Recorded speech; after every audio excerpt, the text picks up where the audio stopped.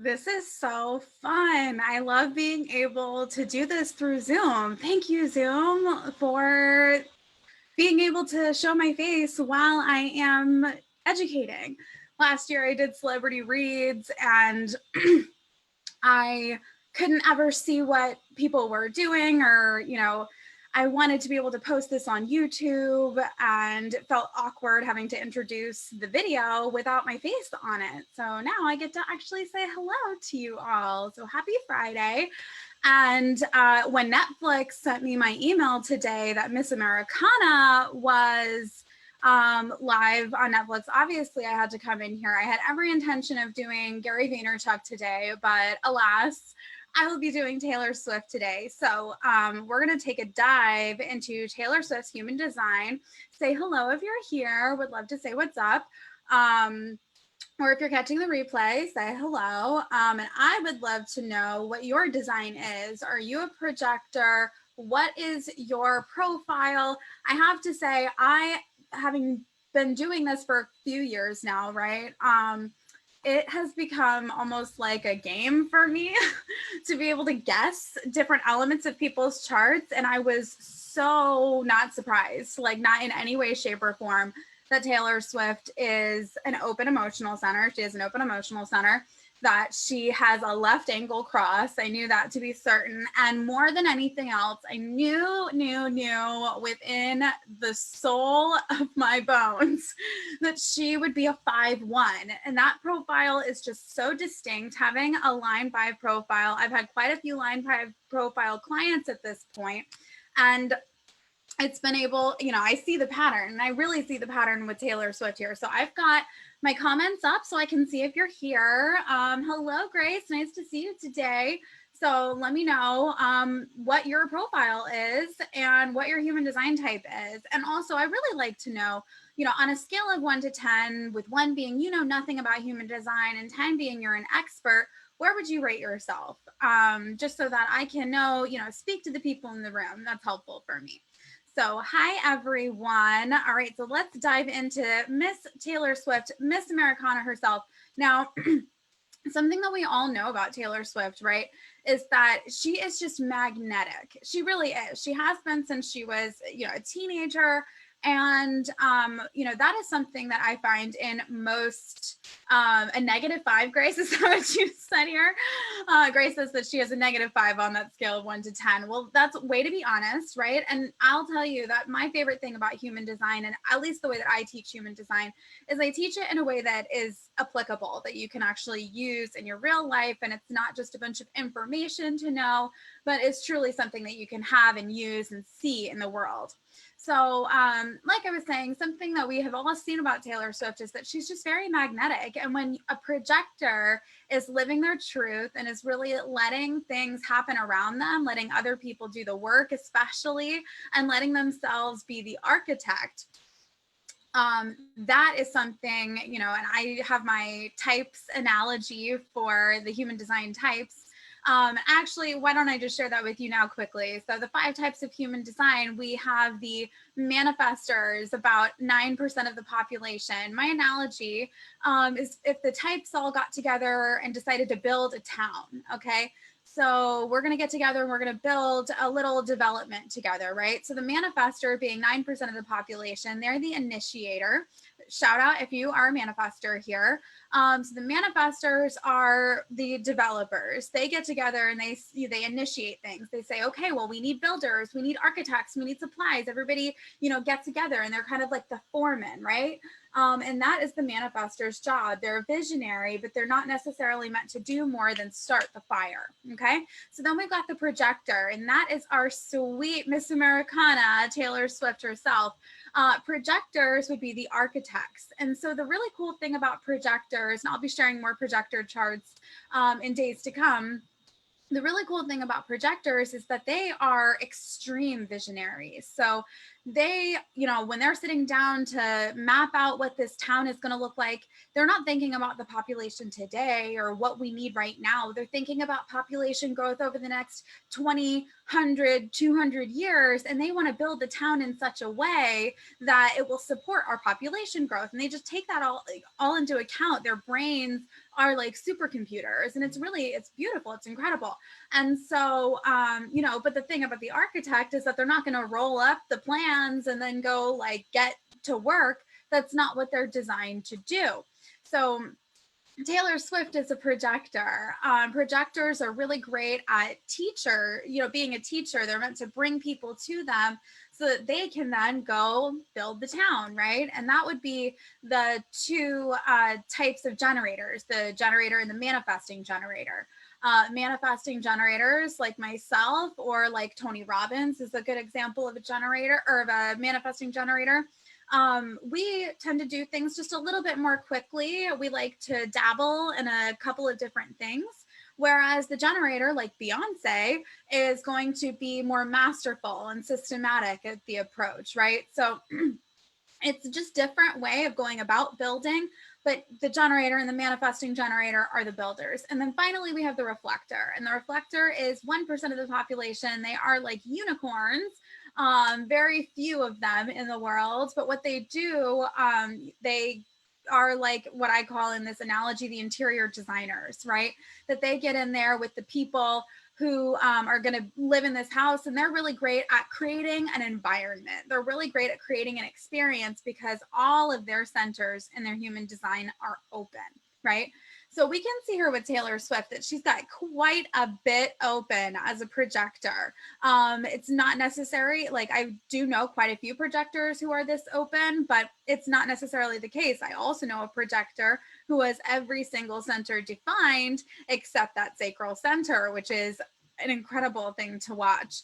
But with that said, we can see, Taylor Swift is not just what we would call the emotional empath, which did we ever have any other doubt that Taylor Swift is she falls in love with people who fall in love with her, right? And it's not necessarily that she's in love with them.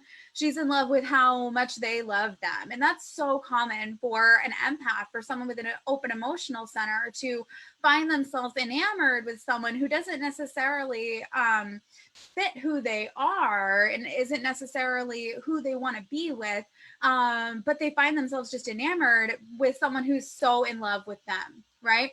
And that's very common, something I do see with a lot of open emotional center people, especially people who are unconscious, right, of the open emotional center. So then moving right along, something that we also know about Taylor Swift is that it seems like she has been someone whose voice has been misunderstood or mistaken. And I haven't watched the documentary yet, the Miss Americana documentary. I do plan to, but I wanted to do this before watching that, because I don't know a whole lot about her personally, other than what is just like, in the general news. But something that we see about Taylor Swift is that people either love her or they hate her, right? People have a very visceral response to Taylor Swift for some reason. And it's not like she's an altogether like threatening person. It's not like she is like a vicious or a mean person. You don't really think of Taylor Swift as someone who, like goes after people necessarily, although she did have that one album or video that seemed to be kind of like retaliatory in a sense, left angle cross of confrontation. Hello. And that happened when she was going through her Saturn return, not surprising. But I want to point at this 5-1 profile and the open throat, right? So those are two of the things that I really want to point out right now. So, the 5-1 profile, the line 5 is one of the most interesting lines in the human design system. And we want to think about the profile as a little bit more of like your personality, right? In a similar sense to how you might say, like, I'm a Capricorn, but those of us who are a little more well-versed in astrology know that your sun sign is just one aspect of this, right? Just one aspect of your personality. You've got your rising sign and your moon and all the others. The profile is similar, right? It doesn't distill all of your personality, but it does tell us a great deal about your personality and in particular how other people perceive you, right?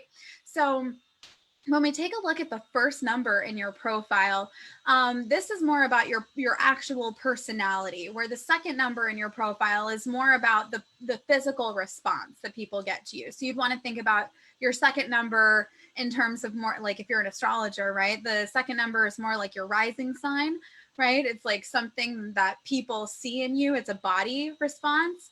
Whereas the first number is something, it's a personality thing, and you can be unconscious or you can be conscious and work on it, right? So the line 5 in human design is one of the most interesting lines. It is what I like to call a mirror. Okay. So if you think about a mirror is impartial, right? The mirror doesn't decide how the person who looks into it is interpreting the reflection, right? So a line 5 is very similar. People are going to have a reaction. I know, Kelly. Oh my gosh, I laughed out loud when I saw her chart. It is just so her. It's absurd, right? So people are going to have one reaction or another to Taylor Swift, which is, that's why I expected her to be a line 5. And lo and behold, she is. People have a very, they love her or they hate her type of response. And the people who love her, what they're seeing in her is something that they know they could have. It's something that's very special, something that they love deep within themselves, right? Just like looking in a mirror. People can choose to look in a mirror and see the beautiful things about themselves, or they can look in it and see pimples and scars and stretch marks and say, oh, that's just disgusting. How dare you, want to get in a bikini? How dare you want to present yourself right out in the open? And that's what people who are having a negative response to a line 5 are experiencing. They're seeing her being so open with who she is. They're seeing her, you're right, whatever it is that's going on, it's something that they want, but they're not admitting to themselves that they want, right? Like speaking her truth or being on stage, even just being out loud, right?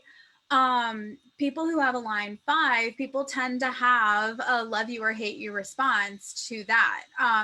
So with that said, I was not surprised to see her having a 5-1 profile. And I think that's a lot. I did catch the preview. Okay. Disclaimer. I did catch the preview of the Miss Americana trailer of the documentary that's on Netflix today.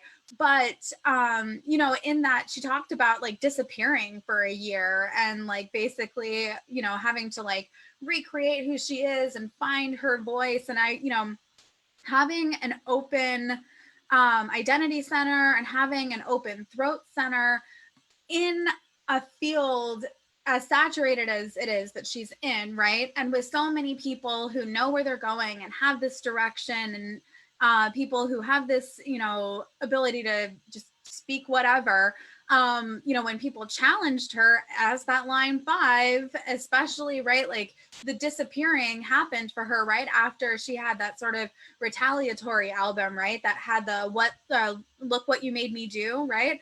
And listen, it's a banger. But it's definitely like a low vibe kind of song, right? Like it's not, it's not positive. It's retaliatory. And, it's unsurprising to me that that happened right as she was on the outs of her Saturn return. That it happened right after she was experiencing a lot of media hate and a lot of things coming, the Kardashians were like after her for some reason. I don't really know. But all of that to say, having the open throat, which I actually just posted about today, having the open throat, having the open identity center, which I just posted about on Wednesday, could feel confusing. Like, what is my voice? What am I allowed to say? They seem to be kind of, catty and vicious and people love them for it. But when I'm catty and vicious, only my people love me for it. But some people really hate me for it because they expected me to be this person. And who am I really? Right. And so that to me, she took a year to decondition. She took a year to get away from other people, to get away from other people's opinions, to get away from other people's sense of direction and where they wanted her to go. You know, maybe she didn't want to be the good girl. She's 30 years old now, guys, or she's about to be 30. Or no, she is. She would have turned 30 at the end of last year, right? Because December 1989. So she is 30 years old. She's not the 15-year-old girl that she was when she, you know, was thrust into the spotlight. So now she's kind of like looking for herself and looking for her voice. And, you know, especially people who gravitated to her in one season of her life and are expecting her to stay that person, you know, they might be the kind of people who are now looking in the mirror and saying, wait, what? Like, I thought that we were going to be good girls, but now, you know, we're not. And that happens a lot when people identify with celebrities and over, you know, personify them and make them be, you know, perfect or whatever. And that, I feel like that's something that really did happen to Taylor Swift in particular. And not having her own like solid sense of direction, not having her own solid sense of voice necessarily, and wanting to be a people pleaser, which happens a lot with the open emotional center. It happens, right? So I'm actually really interested to watch the Miss Americana documentary on Netflix today. I sound like I'm promoting it. I'm not, I swear. I'm just excited about it. So I am excited to see like what she actually has to say about this year that she disappeared and what the experience was like. But what I really wanted to press in today was to share with you about this profile, right? And to share with you especially about these open centers. And, you know, people are so their design. It's wacky, right? Especially people who are really successful, because I think in order to be really successful, whether you're conscious and like know your human design, or you're just very intuitively aware of who you are and have spent time with yourself, which is probably what she did this year, you know, those people have to be at least somewhat aware of how they operate and who they are. Like Gary Vee is a projector, and I will be sharing Gary Vee's profile very, very soon. I think I'm going to do that on Monday. But, you know, he just shared a video on Instagram TV the other day that really, I was just like, man, are you sure you don't know human design? Because you're like teaching it right now, man.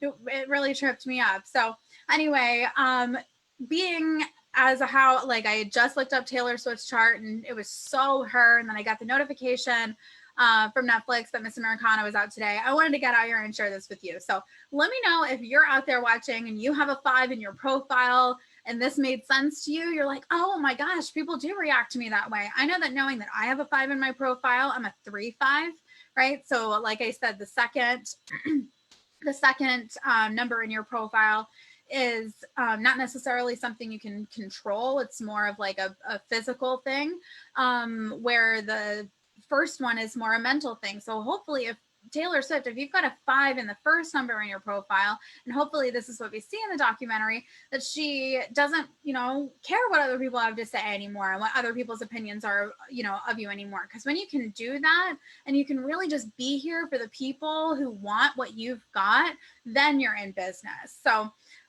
super excited to watch it. And I guess Kelly is too, right? Oh my gosh. And look at you, right? So now you don't even have to. Here we go. So yeah, I'm excited to watch a documentary and see what comes of this and see if she can start to shed some of that people-pleasing behavior now that she's on the other side of her Saturn return. I'm so excited to see what happens, especially in her love life. And I'm totally going to upload this on YouTube, and hopefully Taylor Swift people are seeing this. And if you are and you need some support, you know where to find me, girl. And until next time, if you've got any human design questions, feel free to drop them in my inbox or order a session yourself. So yeah, I'll talk to you guys another day, and hope that you have a beautiful Friday. Bye, everyone.